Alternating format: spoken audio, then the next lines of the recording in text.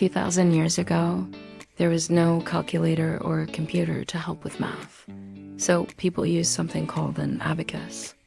It's a simple device that anyone can use to add, subtract, multiply, and divide. The oldest known abacus dates back to 2700 BC in ancient Mesopotamia. It is a clay tablet with 23 columns, and each column represents a power of 10. The idea is similar to our modern place value system, where we have ones, tens, hundreds, and so on. The abacus also has some similarities to the more familiar counting frame, which dates back to around 800 BC in ancient Greece. This version has rods or beads that slide up and down, and they're used to represent numbers.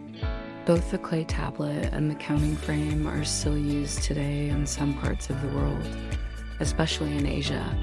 But what does the word abacus actually mean? It comes from the Greek word abax, which means a table for writing.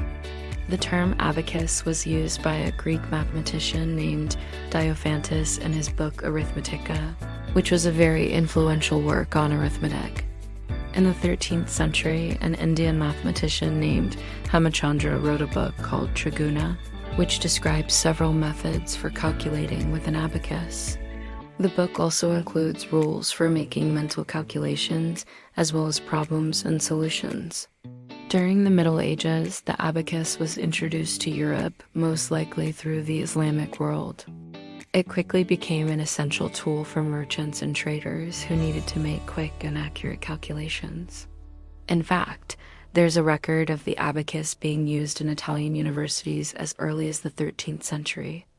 During the Renaissance, the abacus continued to be popular, and several famous mathematicians, including Leonardo da Vinci and Galileo Galilei, used it to help with their calculations.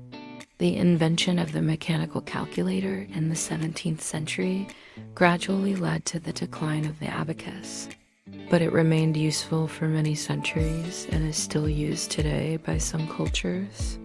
Now you know the history of the abacus. Stay tuned for more videos about math and science.